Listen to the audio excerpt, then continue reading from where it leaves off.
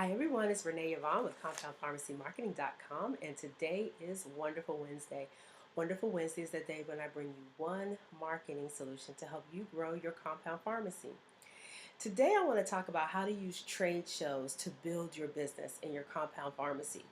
Trade shows can be such an amazing way to invest your marketing dollars to reach a large number of people all at once. It helps to raise your visibility in your field, and it also can help to increase your credibility a little bit because they'll see you as someone who is out there in the field, so you'll see you as someone who is an expert in what they're doing and someone who's educating others about the field of compounding. So let me just share with you some tips on how to make your trade show successful when you decide to do one. The first thing you want to do is to make sure that you choose the right trade show. You want to make sure that the people that you want to meet are going to be at the trade show that you attend. So that means if you're looking to increase pain medications, for instance, you want to make sure that you go to a conference that works with pain specialty doctors or OBGYNs or pediatricians, and you want to make sure that everything in your booth talks about that. So you definitely want to have a strategy around how you pick your trade show. Who's going to be there? Who are going to be some of the speakers? How is the booth going to be set up? You want to do your diligent behind the scenes work on this one before you plunk down those several $1,000s to attend this show. The second thing you want to do is to ask for an attendee list. So if you have a trade show that say caters to physicians, can you get an attendee list so that you know who's going to be at this trade show? Is it going to be doctors from Hawaii and you live in Indiana, or is it going to be mostly doctors from an area that you can work in because maybe you're licensed in several states? So you want to make sure that you get that, because the last thing you want to do is to put down this money and then find out that all of the physicians that you're going to be contacting aren't near you and probably will be writing for your competition. The third thing you want to do is to create an enticing offer. So if this trade show is set up in advance, you can start to send out an email list to let people know, hey, we're going to be giving away something special. Come by booth 866 and check us out. So you want to do that several times to let people know to come by your booth. Maybe you're giving away something. Maybe you're going to have a special drawing. Maybe you're going to have games there. Maybe you're going to have food. You want to make sure that people know to come by your booth ahead of time before they even get there, so that they're looking forward to coming there.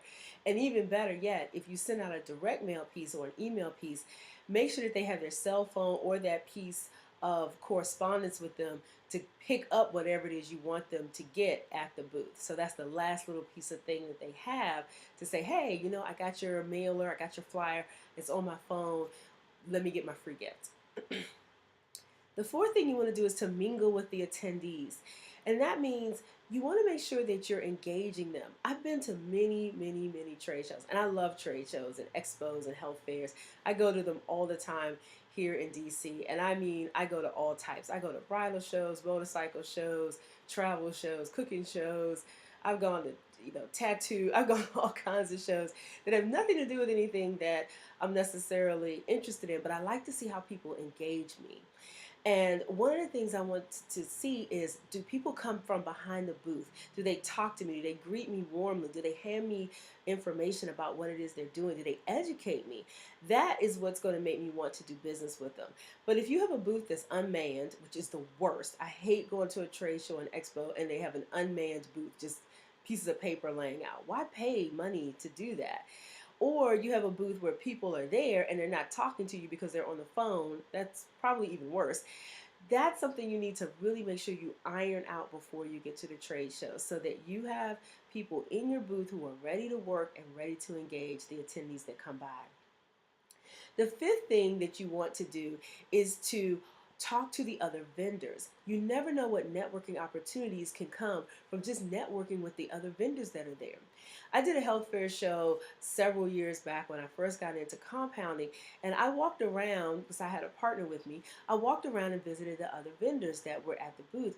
I ended up talking to a dentist, and we started talking about compounding, what they did, and he connected me with the group of dentists that he worked with to have me come out and speak about dental compounding to those dentists. I probably never would have gotten that any other way had I not been mingling with the other vendors and getting to know them and networking. The sixth thing you want to do is to think carefully about your giveaways. What type of giveaway do you want to give, and what type of giveaway do you want them to keep? Now, it's very easy to go and do pens or to do magnets, but is that something that people are really going to keep and remember you by? So you want to think carefully about this. Is a pill cutter a better option maybe to give out? Is it better to maybe give out a gift certificate to something, to some place that may not even be for you, but something that makes people say, yeah, I got this gift certificate for a spa day, through community pharmacy? Is it something like that maybe a better option than giving something that has your logo over it, something that's more personal to the people that come?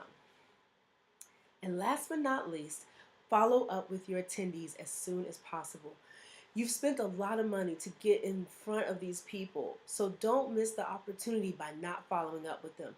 Make sure that you send out email correspondence or letter as soon as you can.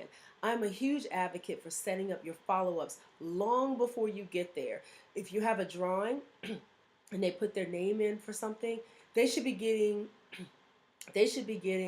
a letter or an email from you instantly after they get that, and that way they're in your mailing list and you can talk to them as much as you need to after that, and you can market to them over and over again. So I hope you enjoyed these tips that I shared with you about how to make your trade show better and how to get compounds from your trade show, because you're connecting with and talking with and educating the attendees that are there. Now, if you enjoyed this video, I'd like for you to do me a favor. Three things actually. One is to subscribe to my YouTube channel. I do these videos every week to help you to market your pharmacy better and to get more compounds. Number two is to put a comment in the comment box below. When you've done a trade show, what has worked for you? What have you done to make your trade show successful and worth the money that you put out? And last but not least, I'd love it if you would sign up for my latest webinar. It's going to be this Thursday, July 3rd. I know that's just before the 4th of July. I promise I won't take a lot of time. It's just going to be 30 minutes. But I'm going to talk about using social media to market your compound pharmacy. And I'm going to be going over some social media that you probably don't even consider social media. And they're a lot easier to deal with and give you more bang for your buck than, say, Facebook and Twitter. So I'm going to talk about some of those social media tools that you can be using in your pharmacy to bring in more business. In the meantime, I'm Renee Yvonne with CompoundPharmacyMarketing.com, wishing you a wonderful Wednesday. Bye.